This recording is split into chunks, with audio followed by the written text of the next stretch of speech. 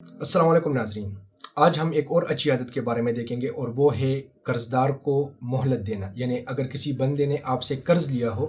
تو اس کے ساتھ سختی کا معاملہ نہ کرنا، بلکہ جہاں تک آپ کے پاس گنجائش ہے تو اس کو مہلت دینا، اور اگر تو ممکن ہو اور وہ مجبور ہو، وہ نہ ادا کر سکتا ہو، تو اس کو وہ قرض معاف کر دینا۔ اس حوالے سے شریعت کا مزاج سمجھ لینا چاہیے کہ شریعت جو ہے تو ایک طرف قرض لینے والے کو اس بات کی تاکید کرتی ہے کہ جب آپ قرض لے رہے ہو تو اس وقت اس کی ادائیگی کی بھرپور نیت ہو آپ کے ساتھ۔ اسی وجہ سے ایک روایت میں آتا ہے کہ جس کا مفہوم یہ ہے کہ جو بندہ قرض لے رہا ہو اور اس وقت اس کی نیت قرض ادا کرنے کی ہو کہ میں اولین فرصت میں اس قرض کو ادا کروں گا، تو پھر اس شخص کی مدد قرض ادا کرتے وقت اللہ تعالیٰ خود کرتے ہیں۔ اور دوسری طرف جو ہے تو وہ شریعت جس بندے سے قرض لیا گیا ہو تو اس کو بھی یہ تاکید کرتی ہے کہ جہاں تک وسعت ہو تو انسان اس میں نرمی کا معاملہ فرمائے اور قرض دار کو جو ہے وہ مہلت دے۔ اس حوالے سے ایک روایت میں آتا ہے،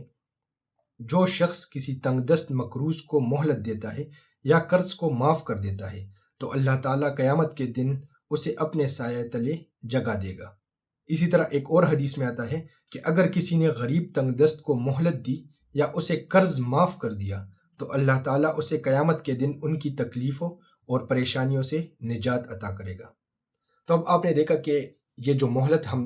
دے رہے ہوں گے، جو بندہ جس سے قرض لیا گیا وہ اگر مہلت دے رہا ہے تو یہ رائے گاہ نہیں جائے گا، بلکہ ہر دن کے عوض جتنے دنوں کی یہ مہلت دیتا جائے گا تو وہ اس کے صدقے میں شمار ہوگا۔ تو اللہ تعالیٰ ہمیں بھی ان باتوں پر عمل کرنے کی توفیق عطا فرمائے۔